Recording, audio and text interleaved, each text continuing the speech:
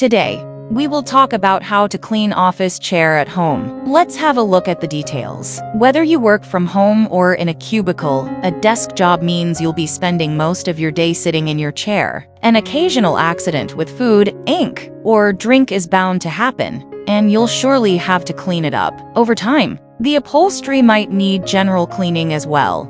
And if your wheels don't roll as well as they should, they might need cleaning as well. The first step is taking care of spills and stains. Pick up any loose debris. Use a paper towel to grab as much of the solid as possible and discard it in the trash. You may need to do this several times in order to completely remove the solid. If cleaning a chair with fabric upholstery, it's important not to rub as you clean. You might force the solids into the fabric and make it more difficult to clean. Blot liquids with a wet cloth. The faster you attend to a spill, the less likely it is to set and cause a stain. If you act quickly enough, you should just need to dampen a cloth or rag with water. Use it to sponge up as much of the liquid as you can. Check the care tag on your chair. This tag provides cleaning instructions directly from the manufacturer. If you see an S, you should only use solvent-based solutions to clean the chair. A W means you should use a water-based solvent, while an SW or SW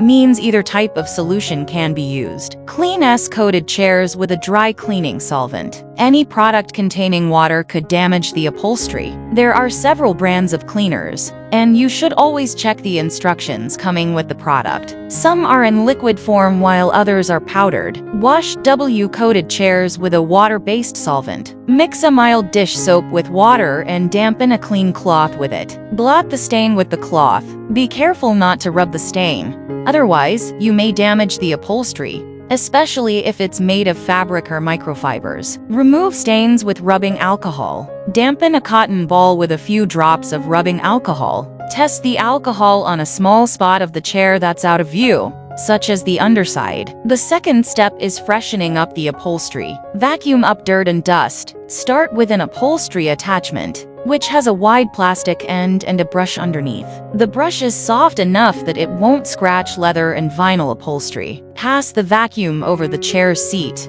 back, and arms. Mix a solution of liquid soap and water. Use a natural, biodegradable dish detergent as your soap. Make sure to test the solution on a small, inconspicuous part of the upholstery. This is the only way to be absolutely sure the solution won't damage it. Dip a rag in your cleaning solution and wipe down the upholstery. Make sure you use a clean, lint-free cloth. Dampen your rag rather than soaking it. You don't want to leave an excess of cleaning solution on the upholstery. Be careful not to rub or scrub, as this could fray mesh or scratch leather. Wipe the upholstery with a dry cloth. Wipe away any water or soap residue.